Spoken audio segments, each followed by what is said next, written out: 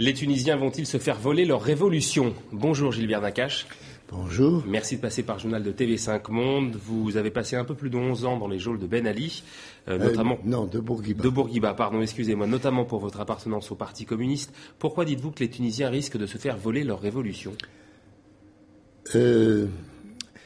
C'est pas tout à fait ce que je dis. Ce que je dis, c'est que la révolution tunisienne n'a pas encore décidé, n'a pas encore pris un sens définitif. C'est-à-dire que tout le monde veut la voler, y compris d'ailleurs les révolutionnaires qui veulent en faire quelque chose, mais personne ne sait pourquoi la voler. En d'autres termes, c'est une révolution qui, n'ayant pas été dirigée par une direction politique, par des gens qui savaient où ils allaient, et comme un livre qui serait tout blanc, et où tout le monde a envie d'écrire. Et ce que les gens ont envie d'écrire, malheureusement, n'est pas toujours fonction de la révolution, de ce qui s'est passé, des désirs des gens qui se sont engagés, qui ont risqué leur vie, qui l'ont laissé parfois dans le combat contre le régime passé. C'est souvent des gens qui avaient des idées, qui continuent à avoir les mêmes et qui veulent mettre ces idées en pratique. Alors c'est une révolution faite par le peuple, mais vous dites qu'elle peut être récupérée par la bourgeoisie. Qu'est-ce que vous entendez par le terme bourgeoisie ? Attention. Même la récupération est difficile. Si vous voulez, d'abord, en deux mots, le régime de Ben Ali n'était pas seulement le régime d'une dictature.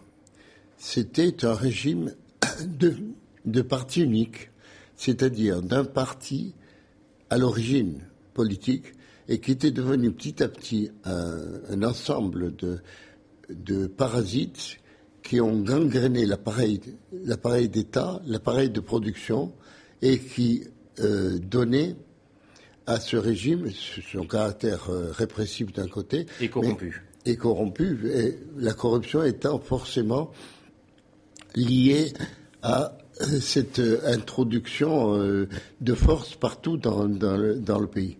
Donc, la chute de ce régime, l'épuration par rapport au RCD est une nécessité pas seulement pour le peuple qui était une victime directe des raquettes en tout genre du RCD, mais même pour les nantis, pour les bourgeois, pour les petits bourgeois qui vivaient très mal toutes les atteintes à la liberté.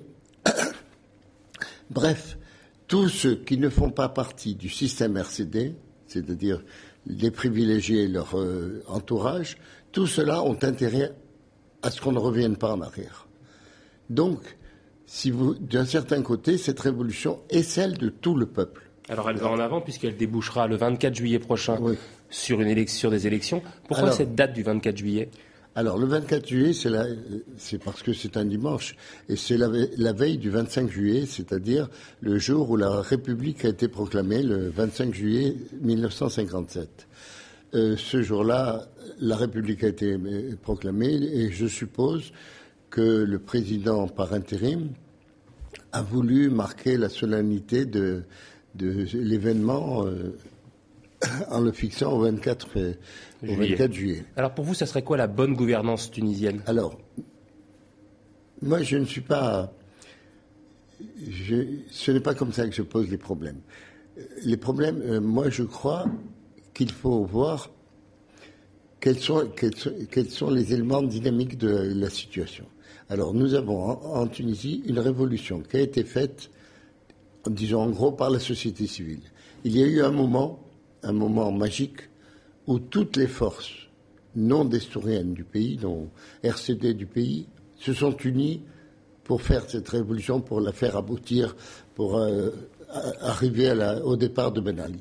Et puis, on recommençait à prévaloir les intérêts particuliers, à ressurgir les différents conflits. Alors, dans ces conflits, la seule force qui reste ferme et décidée toujours dans le même sens, c'est la jeunesse, essentiellement de l'intérieur, mais la jeunesse qui a conduit la révolution. Les autres sont hésitants, avancent, reculent et passent leur temps à faire des concessions à l'ancien régime, puis à s'apercevoir qu'ils sont menacés, donc à revenir en arrière, à céder aux pressions. Et donc, il ne peut pas y avoir de bonne gouvernance avec ce système. Mais comme il n'y a pas un système autre, on est bien obligé de passer par là pour l'avenir. L'avenir, qu'est-ce que c'est ? Ça va être défini par la Constitution. Donc, l'étape qui commence est une étape vraiment fondamentale. Quelle Constitution allons-nous avoir ? Est-ce que c'est une Constitution pour une Tunisie virtuelle, démocratique, abstraite, ou bien est-ce que c'est une Constitution pour la Tunisie de demain, celle que les révolutionnaires ont voulu, malheureusement, sans très bien savoir ce qu'ils voulaient ?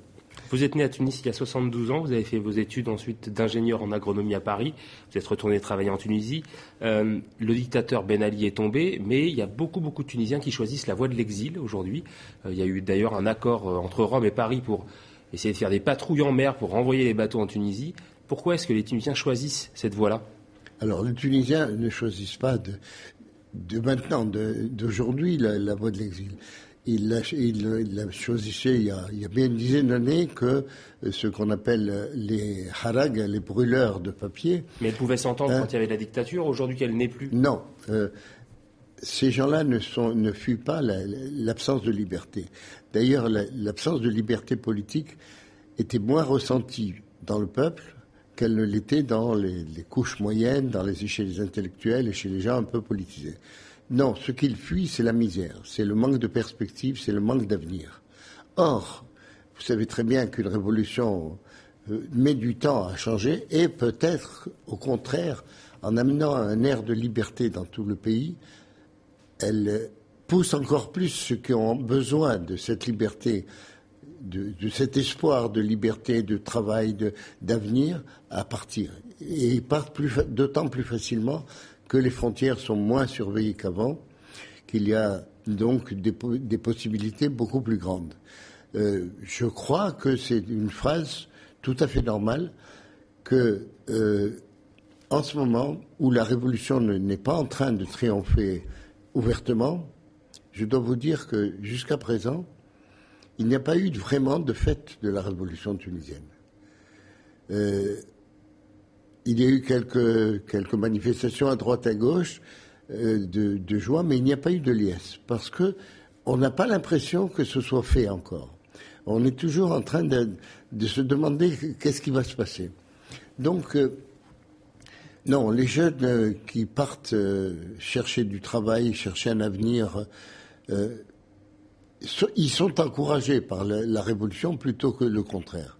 C'est que, pour l'instant, la révolution ne répond pas à leurs besoins. La prochaine étape, ce sera donc les élections. On va se quitter avec cette citation.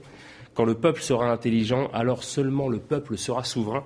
Cet extrait de la littérature et philosophie mêlée, c'est de Victor Hugo. Merci beaucoup, Gilbert Nakache, d'être passé par TV5 Monde. Je vous en prie.